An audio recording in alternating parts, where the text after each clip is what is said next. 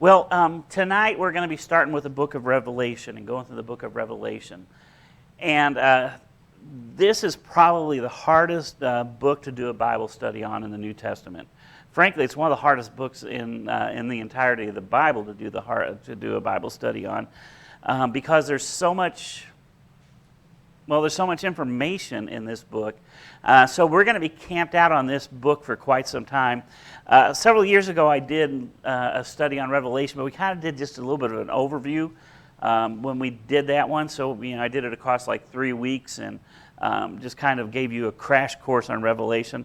But this time as we go into it, we're going to go into a lot more detail in the book of Revelation. And one of the things you'll find out as you do any kind of study, any kind of research on Revelation, on the book of Revelation, you'll find out that there are so many different opinions, and it's a very actually divisive thing amongst the different churches today because there's so many different views about what happens in the book of Revelation. But to really get to the book of Revelation, we actually have to go back and look at something else first. Today we're going to look at Acts chapter 1, verses 1 through 11, because that kind of sets the stage for the entirety of the book of Revelation. And it's important. So I want to go back and I want to read this just to take a look at it. So Acts chapter 1, verses 1 through 11, it says this: "In my former book, Theophilus, I wrote about all that Jesus began to do and to teach, until the day he was taken up to heaven, after giving instructions to the Holy Spirit to the apostles he had chosen. After his suffering, he showed himself to these men and gave many convincing proofs that he was alive. He appeared to them over a period of 40 days and spoke about the kingdom of God. On one occasion, while he was eating with them, he gave them this command: 'Do not leave Jerusalem, but wait for the gift my Father has promised, which you have heard me speak about. For John baptized with water, but in a few days you'll be baptized with the Holy Spirit.' So when they met together, they asked him, 'Lord, are you at this time going to restore the kingdom to Israel?' He said to them, 'It is not for you to know the times or the dates the Father has set by his own authority. But you will receive power when the Holy Spirit comes upon you, and you'll be my witnesses in Jerusalem, in all Judea and Samaria, and to the ends of the earth.' After he said this, he was taken up before their very eyes, and a cloud hid them from their sights. They were looking up intently into the sky as he was going, when suddenly 2 men dressed in white stood beside them. 'Men of Galilee,' they said, 'why do you stand there looking into the sky? This same Jesus who had been taken away from you into heaven will come back in the same way you have seen him go into heaven.'" All right, so the reason I say we need to look back there before we look at Revelation is because of what the disciples were asking and because of what Jesus said here. Now, one of the things we know is if we go back and we read through the Gospels, we look at the life of Christ, when Jesus came onto the scene, these disciples and many others started following him because he was the Messiah. And one of the things that they thought that the Messiah was there to do was to restore the kingdom of Israel. To restore the kingdom of Israel, to restore the throne of David, to become king, to kick the Romans out, and to rule, to set up the golden age of Israel, I guess you might say. That's what they were looking for with Jesus. But then as we celebrated Easter just a little while back, as we know, that's not what happened. Jesus was crucified. He died on the cross. He rose from the dead. That's what Easter is all about. And the amazing thing is after he had told them that all this was going to happen, after he died on the cross, after he rose from the grave, they still thought that he was. You can almost picture the wheels turning in his mind. If they thought he was the Messiah beforehand, now they knew that he was the Messiah, and now they were certain. He died, he rose from the grave, so he's going to set up his throne now. But then 40 days later, here he is telling them that he's getting ready to go back to heaven. And what's the first thing they say? They say, at that time, are you going to restore the kingdom? See, they still didn't get what Jesus was saying. He said, wait for a few, back to Jerusalem and wait. And they're like, oh, that means you're coming now. You're going to set up the kingdom. They still didn't understand. So Jesus looked at them and said, it is not for you to know the day or the time that God himself has set into place. It's not for you. He said, but you've got a job to do. Go back, pray, fast, and get ready because you're going to take the mission to the world. And the part that amazes me is after he says all that, after he tells them that, it says that he ascends into heaven and he is concealed by the clouds. So he ascends and he's out of their sight. And these guys are just standing there looking up in heaven still, thinking, okay, he's coming back right now. You can almost see the wheels turning. So they saw him go up, and they're just standing there looking. So the angels are, here it says the men in white, but we know that they're to be angels. They appear and said, guys, why are you standing here? Why are you standing here? Go and do what Jesus has told you to do. So this has been the center of these guys' minds the whole time they were serving along Christ. All this is that it's all about the kingdom coming to earth. And they're right about that. It is about the kingdom coming to earth. But it's not going to happen the way that they had planned it. Now, I've said this several times.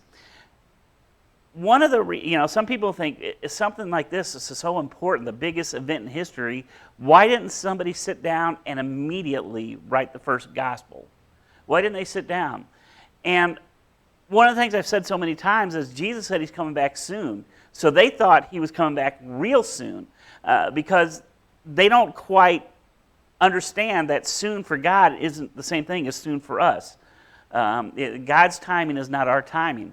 And so they were convinced that it was going to happen at any minute now, that he was coming back. So they went out, and after the day of Pentecost, when the baptism of the Holy Spirit fell, that's the beginning of the church age, they were filled with power. I mean, that first day, we see all those thousands of people come to know Jesus Christ.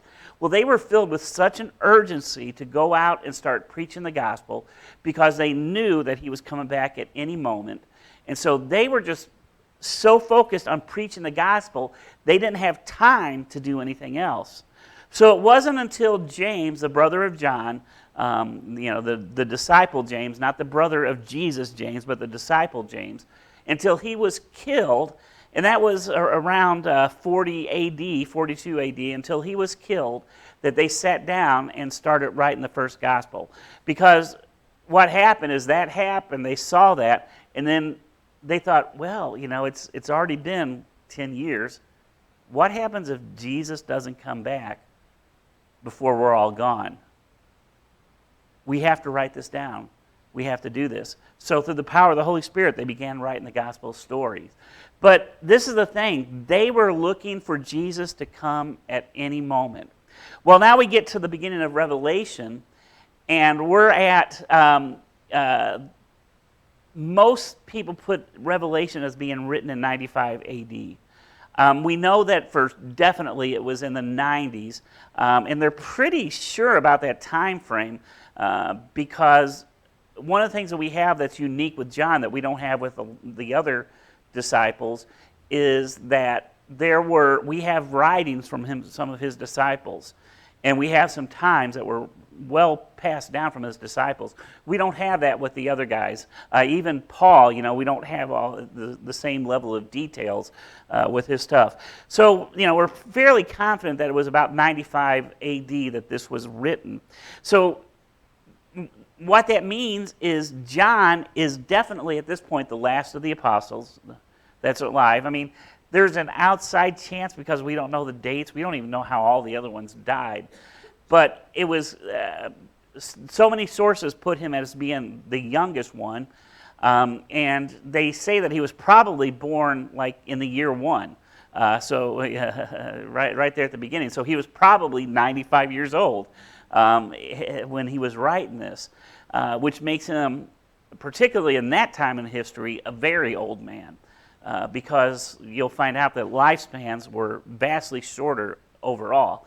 And so it was 95 AD is a pretty good example. So what that means is all these other guys were gone. So Jesus had been promising that he would come back soon. All these guys were gone. So now, at this point, is when Jesus chooses to reveal a little bit of some things. So that's kind of the stage for where this was at. Now, where John was when he wrote this, he clearly identifies that he is John that is writing this. He says that he's writing it. He claims that he's writing it. And even says, unique to this book, in fact, there's no other ones where they clearly say where they're writing from, although we know historically. He says exactly where he's writing from. He says that he's exiled unto Patmos because of his faith. He said that he's out there. Now, historians actually tell us, Roman historians that were writing at this time, tell us a little bit about the island of Patmos. It was a prison colony. That's where they exiled people from Rome, is out there. Now, I've heard some historians say that it was kind of a labor camp there. Other historians aren't quite sure about that. But can you imagine if it is a labor camp, this 95-year-old guy being put out there and told that he had to do work? I tell you, that's a God thing if he could do any of it. You know, that just shows you the power of God. But he said he wrote it from the island of Patmos. This is an island. It's about 13 square miles. So it's I think they said it was 6 miles long and about 7 miles wide. So it's not a very big island. It's kind of a little bit of a desolate island from everything that we can know about it. So he was exiled there. He said that's where he's writing from. At the time when he was exiled, Domitian was the emperor of Rome. And Domitian, they say that he, administratively wise, he actually did pretty well for Rome, but he was known as an incredibly cruel emperor. In fact, he killed off most of his family to become emperor. And then they said he regularly killed senators, if they annoyed him. He is also known in the first 200 years of the church as the worst persecutor of the church. He really did a lot to eliminate the church. And this isn't, what we know about John here is there's not any sources outside of church history that record this, but I think it leads some credibility to it because the people that wrote about this were writing this within 100 years of his time. But one of the things that we get from some church historians is that Domitian knew that John was one of Jesus' disciples. And so, in fact, Domitian was so anti-Christian that he ordered his people to do a research to find all the heirs of David and to kill them. He was trying to wipe out the line of David. So, I mean, that's pretty ruthless. So, what the historians tell us is that he heard that John was one of his disciples, so he ordered John boiled in oil as a death sentence. So, the history says that he was boiled in oil and survived. And so, because he survived the death sentence, he was exiled. And there's a little bit of conflicting things here, but most historians think that he lived out his days here. But about a year after he was exiled, Domitian died, and there's some sources that says he went back to Turkey after that, where he lived another couple more years. But anyway, that's a powerful thing, and we don't know this for sure, but I kind of think that there's accuracy to that when it says that he was boiled in oil and then sent out to the island. Because Roman citizens were the ones that were exiled to the island. John wasn't a Roman citizen. He would have just been killed. There was no reason to exile him. He would have been killed. However, since he survived the execution, he would have been sent out there. So to me, there's multiple reasons why that rings with a statement of truth. I've heard some pastors or modern historians, and I have never found a place for this, is that they say that his body, he was covered with scars from this. God saved him, but he let it, he was injured from this. I've never found anything historically that's. I think that the power of God completely protected him from the oil. I don't know that for sure. And like I said, we're not even 100% sure if that's accurate. But I've heard that there's other things, but I haven't found as many sources for that. But usually in the Romans, if you somehow you survive the death sentence, then you get exiled. But it varies from one emperor to the next. And then there's a lot of them, they say that they just don't stop until you're dead, and under some people. It's a pretty cool era. But Domitian was notorious for killing Christians at this point. He was notorious for it. In fact, it was during this time that Timothy, Paul's disciple, was killed during his reign. So it was just a vicious time, and he was put out there. But the long and the short of it is, God wasn't finished with John. So John wasn't going to die until God was finished with him. When God has a plan, the world can do everything that it wants to destroy that plan. Satan can do everything he wants. But when God has a plan, that plan is going to come.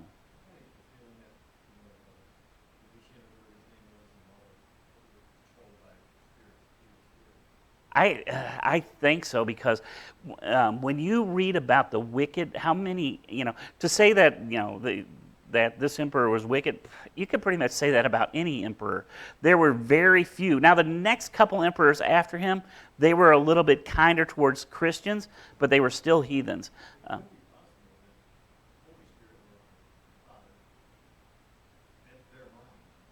Yeah, just like he did.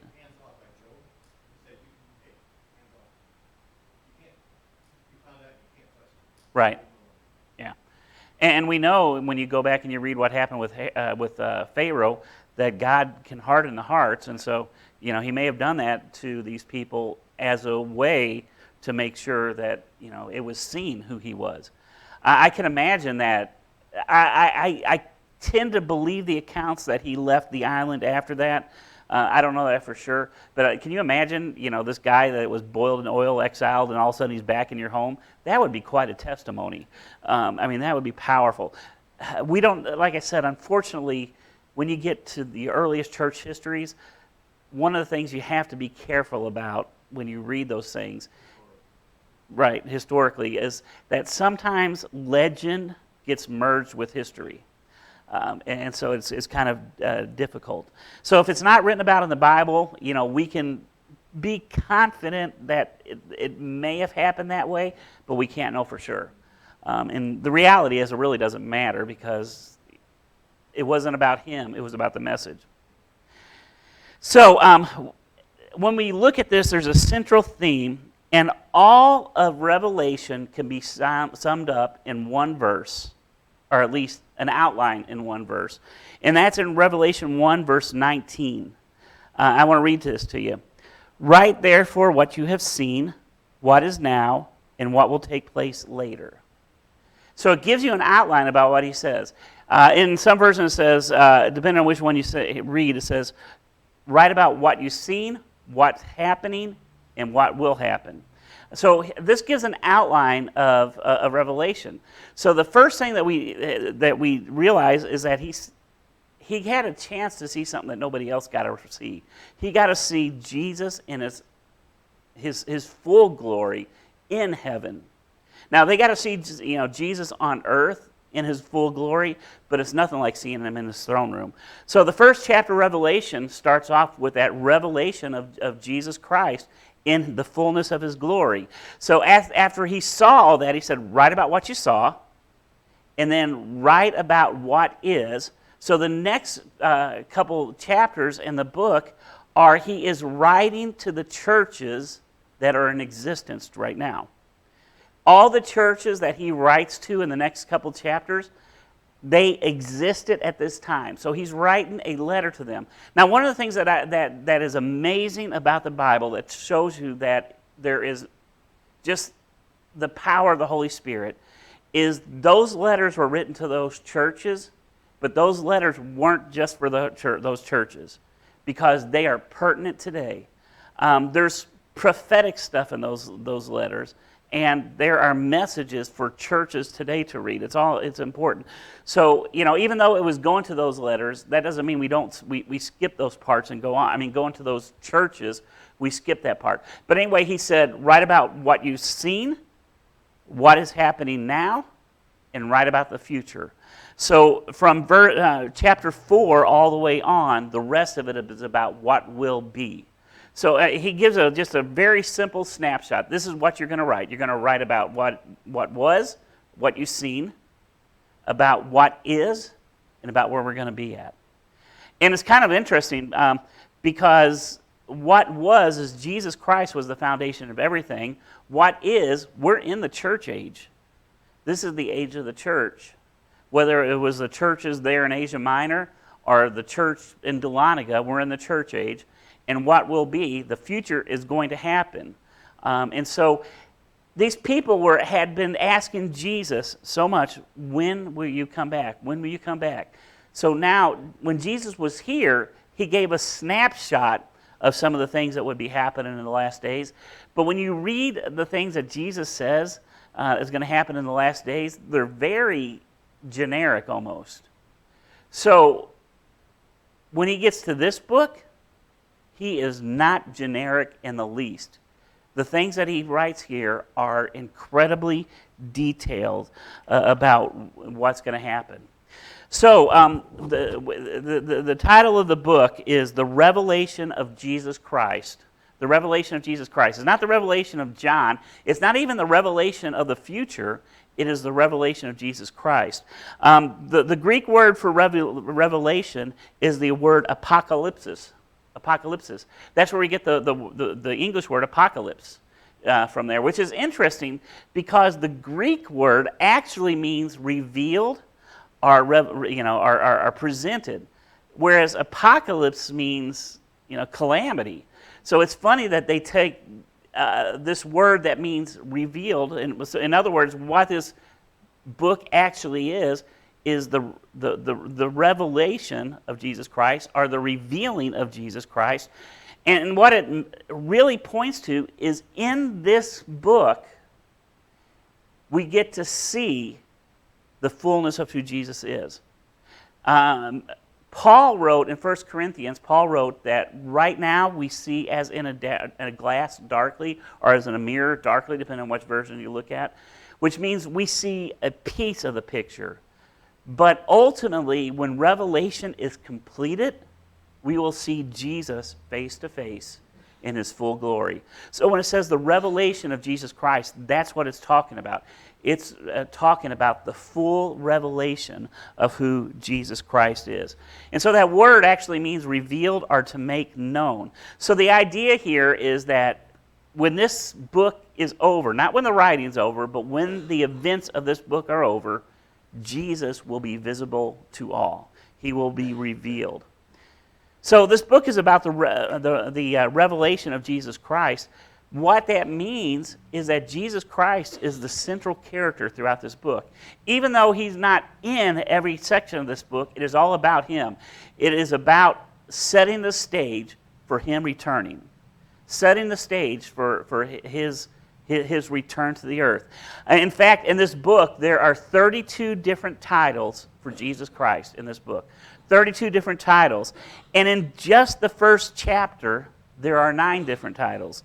Let me look at a couple of those titles in the first chapter. The first one is, he is the faithful witness in verse 5. The next one says, he is the firstborn from the dead in verse 5. Now that's interesting because one of the things you'll find out is if you read the Bible, you'll find out that there's other people that were raised from the dead. In fact, there's some people in the Old Testament raised from the dead. Jesus raised at least 3 people from the dead that we read about.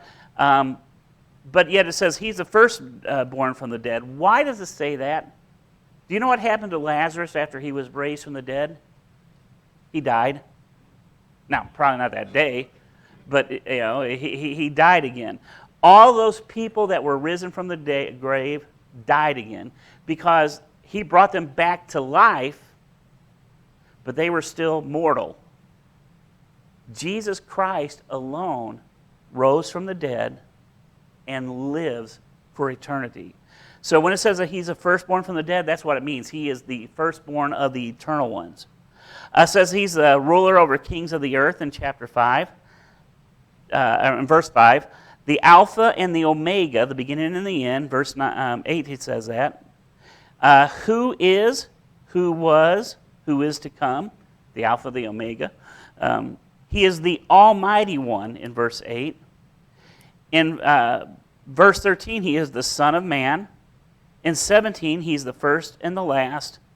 And in 18, he is the living one. So we said about this that this book is about the revelation of Jesus Christ.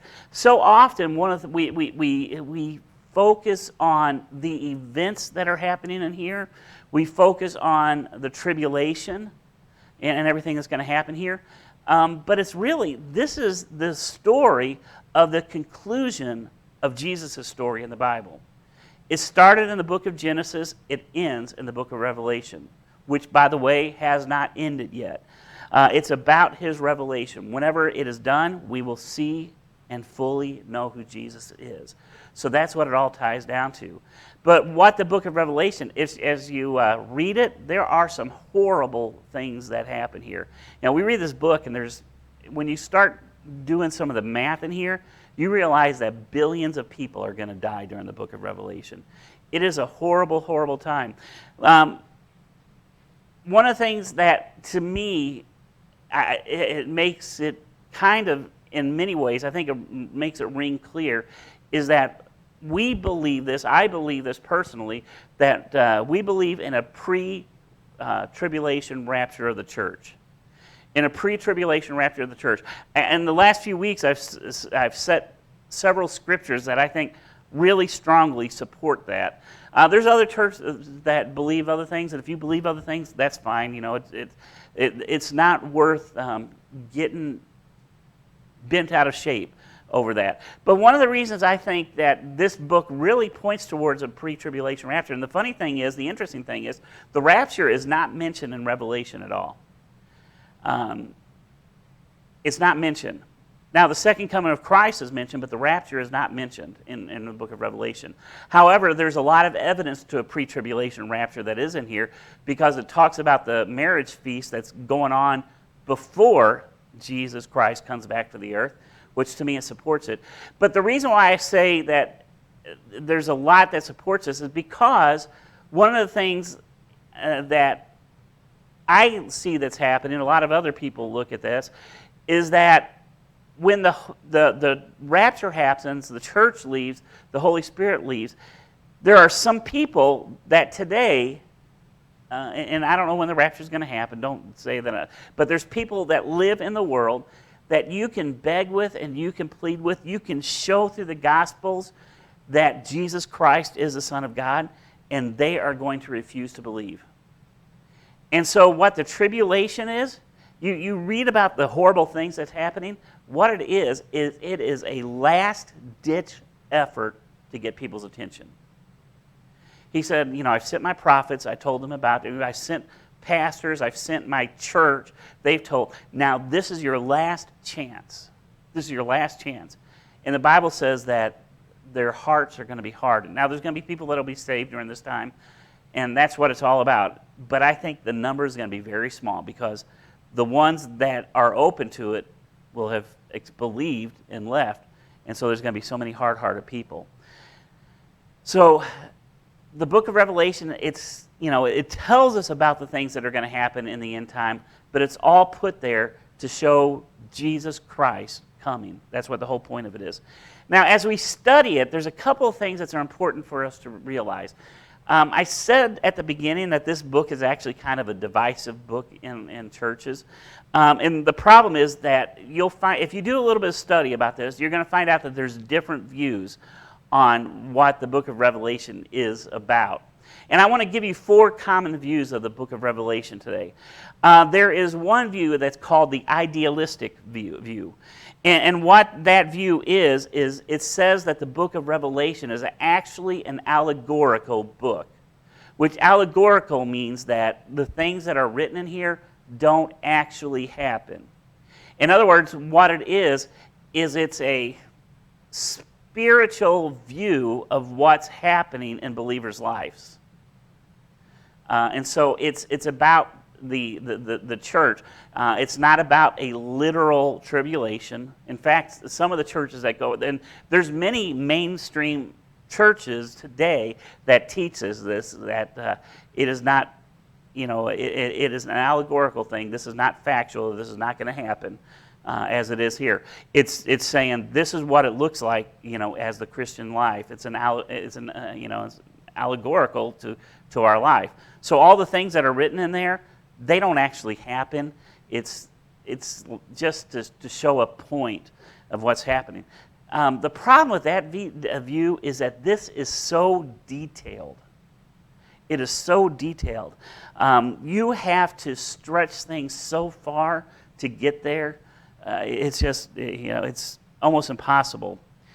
Another view, the next two views are kind of similar. One is the preterist view, and the preterist view says that this is actually a historical event that happened.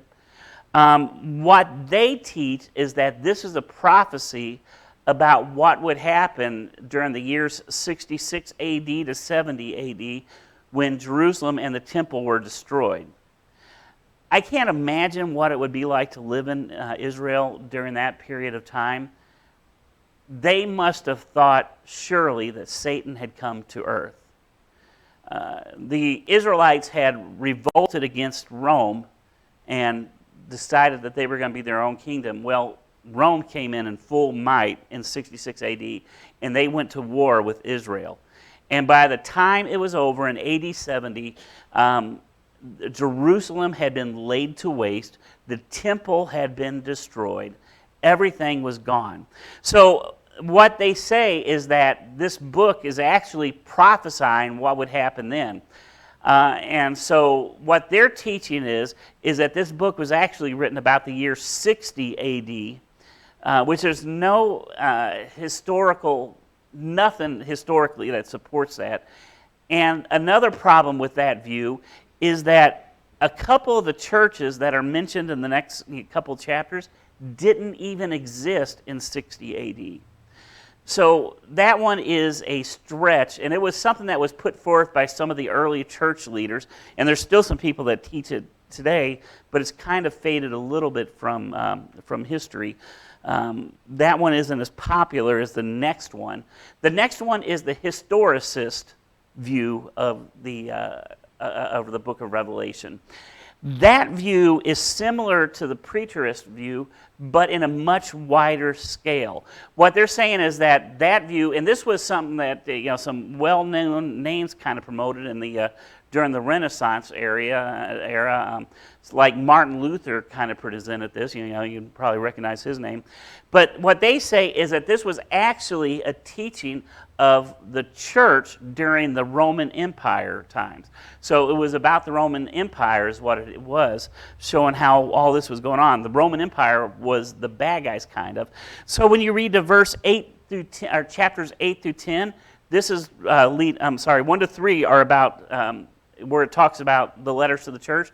One of their teachings is that this isn't actually about physical churches, but it is about the age of the church. Yep. And there it's about the age of the church, which it was actually to physical churches, but there's also prophetic stuff in there. And so, but what they teach is that each church was a different era in the church. And so it is kind of separate from the rest of it. But then we get to 8 to 10, it talks about the rise and fall of the Empire of Rome. And then 14 through 16 talks about the corruption within the growing power and corruption of the Catholic Church, and particularly the papacy. In fact, there's a lot of people that teach this still today, that in here where it talks about Babylon and it talks about the Antichrist and stuff, that is the Catholic Church. Babylon the Great that is mentioned here is the Catholic Church. Yeah, and there's people that teach that still today. Then we get to verses 17 through 19. That talks about the destruction of the Catholic Church. And it really doesn't have anything to do with the end times, but the destruction of the Catholic Church. which leads to the end times, but that's what it's all about. So that's one of the teachings that's there. Now the other teaching is the futuristic teaching, the futuristic view, which is what we believe, that the book of Revelation is a literal portrayal of what will happen during this finite amount of time called the tribulation. It is a literal, and then it goes from the tribulation to the return of Jesus Christ, the battle of Armageddon, to the millennial reign, and to the end where there's a new kingdom, a new heaven, and a new earth that are placed. The world is going to be remade. And one of the things is, Revelation isn't the only place in the Bible where it talks about the world being remade. Peter wrote about this years before the book of Revelation was ever written. So those are some of the things that are portrayed throughout the book, is those ways of seeing it. So like I said, we believe that it is a literal timeline of the church, literal timeline of the tribulation and everything. And one of the things that's a little bit difficult is it's not necessarily chronological, but as we look at it, I want to point out to you one of the kind of the timeline that we picture things happening in. So we go all the way back to where I read about in Acts when Jesus ascended to heaven. Then we get to the day of Pentecost, and that is the beginning of what we call the age of the church. That is the church age. Now, like I said, there's many people that say that the first 3 chapters there where it talks about the different churches, that's prophetic about what's going on during the church age. And if you listen and you study it, boy, you can see what they're getting at. So those messages are not just for those church. And some say that it's chronological in order. I don't know that that's the case. But you can definitely see those churches playing out in churches everywhere. So that's the church age. And then we get to the rapture of the church. That's where Jesus, the bride, comes and takes his bride away. And if you have a different view of when the rapture is, that's fine. But this is the way that I'm going to present it in here. And I'm not going to go on and apologize about that every time, but I just want to let you know. And then we get into what we call the tribulation. The tribulation period. That's when all these trumpets and bowls and seals, all that stuff is happening in the church. In the world at that point. Then we get to where Jesus returns. And he comes, when Jesus is talking to his disciples and he's saying basically that goodbye speech, one of the things we find out is that's happening on the Mount of Olives, right outside of Jerusalem.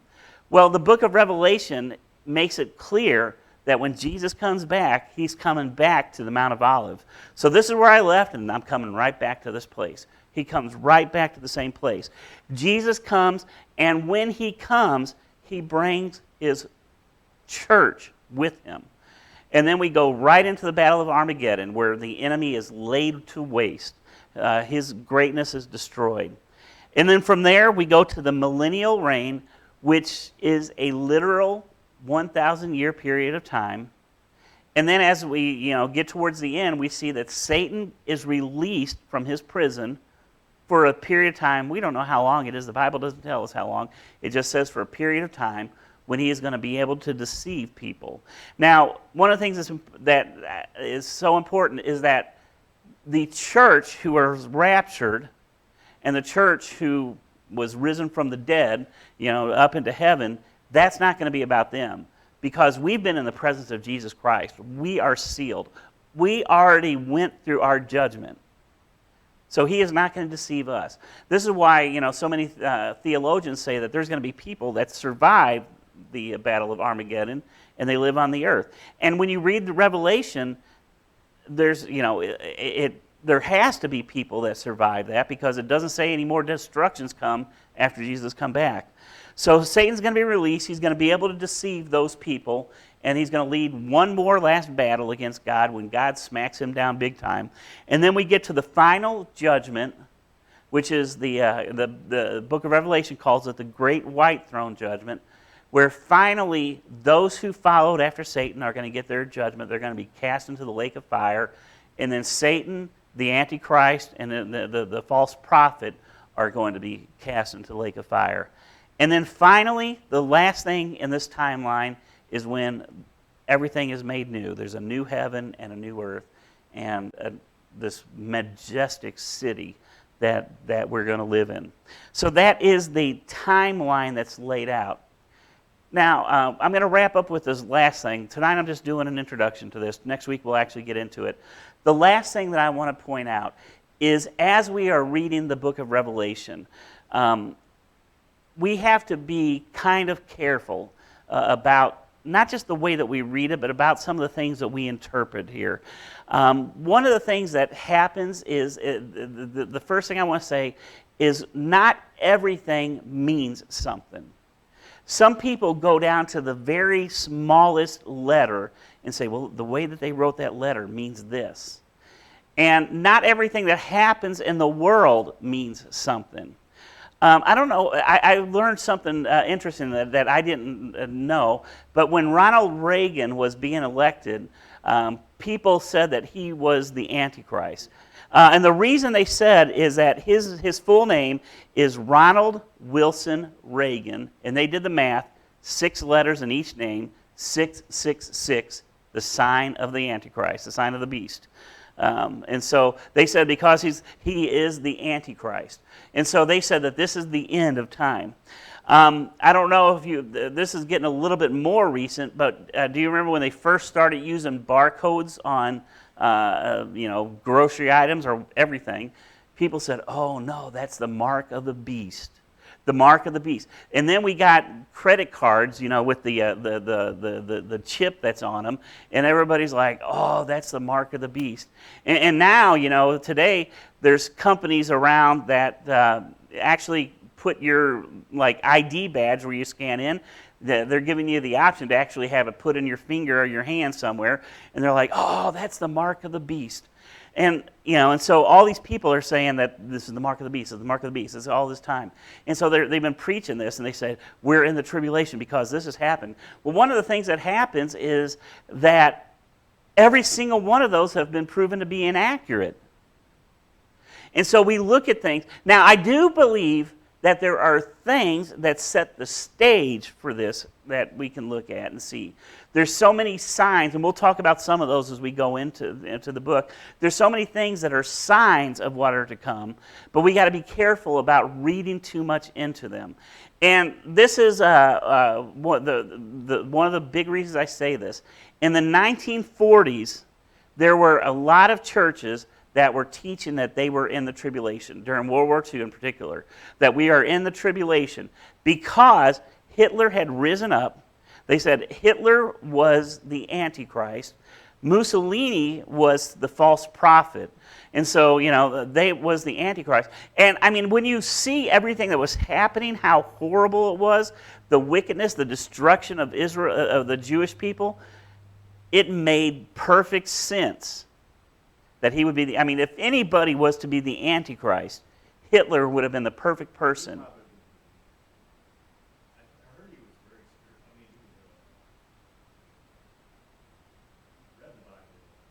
Yeah, he was very superstitious. I don't know if he believed that he was Christ. Yeah. Yeah. There was a lot of cultism in the Nazi party. That is absolutely true, and that's another one of the reasons why. Oh yeah, he was nuts.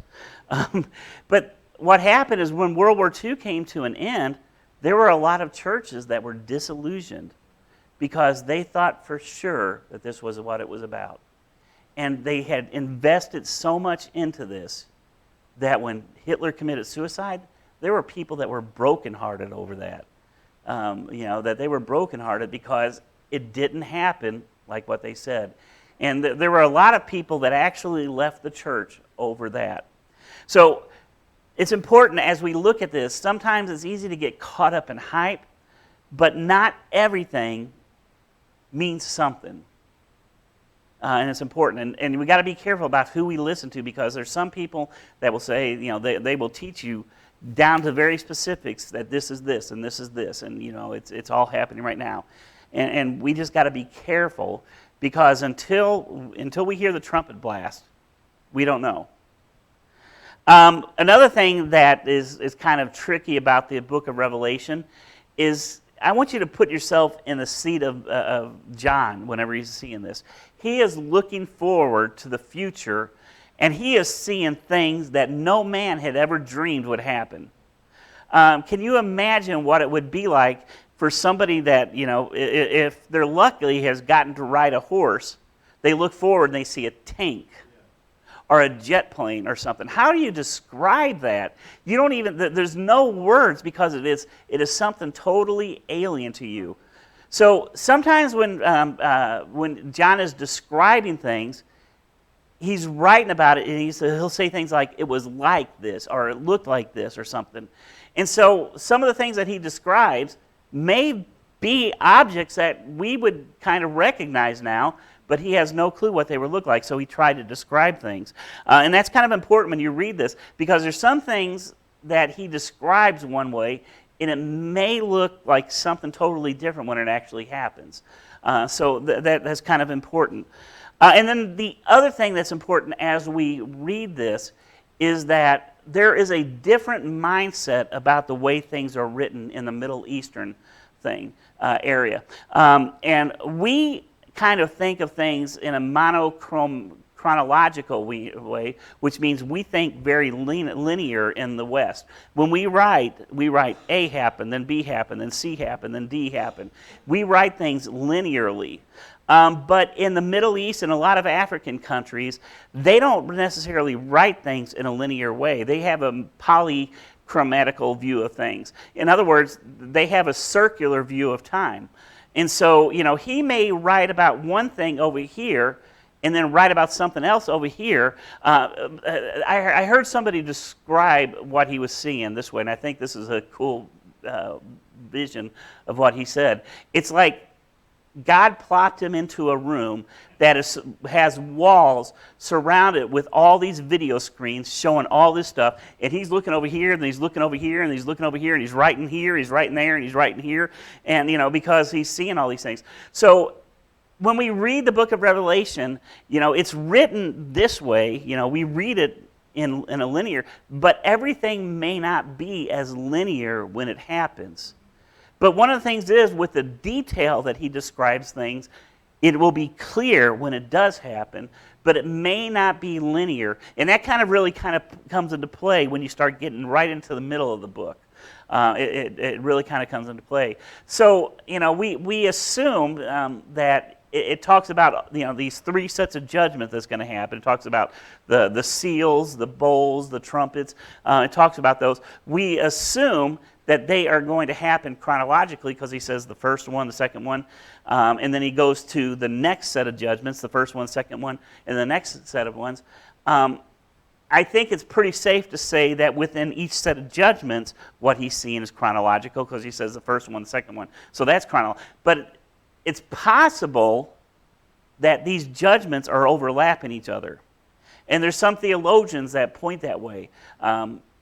But it's also possible that they don't. So it's important as we to understand that the writing style is a little bit different. So it may not be 100% chronological, but it is 100% accurate. It is 100% accurate. So even if it doesn't happen in the exact order that it's written, it is going to happen. And when the things unfold, it will be clear when it happens. It will be clear because he laid it all out. So ultimately what the book of Revelation is about, it is about Jesus Christ being revealed to all mankind, his ultimate coming. But the book of Revelation is also written for those people who are going through this stuff as a roadmap and as a way to point to Jesus. Because what will happen, and John kind of says this, well, Jesus says this, he said he seals it up, and he said it's going to be unsealed when the time is right. And so what that means is as these things are going to happen, people will look at this, and they are going to read it, and they're going to say, wow, wow. This is the last testimony of Jesus Christ to the world, is what it is about. And it's important because if the church is removed, if the rapture happens at the beginning, there's got to be something that points to Jesus Christ. And that's what the book is called, the revelation of Jesus Christ. It is about pointing to that. So as we go into it, there's a lot of stuff that we're going to be looking at, and I just want you to kind of set a little bit of an overview, a little bit of a tone as we go into it. And above all things, don't get terrified when you read the book of Revelation. Because if we do believe in a pre-tribulation rapture, and like I said, there's so much evidence to it, we're not going to be here when it happens. It's not, not for us. So a lot of people read it and they get all nervous and stuff. It's the revelation of Jesus Christ. And ultimately what it means is we are in heaven. And even if we do go through the tribulation, it is still about the revelation of Jesus Christ. Because in the end of it, if day one of this happens and we haven't been raptured, we're like, oh, I guess I got to go through it, or at least halfway through it. We know that in the end, he's coming back. It's about the revelation of Jesus Christ. All right, we're going to wrap up with that tonight.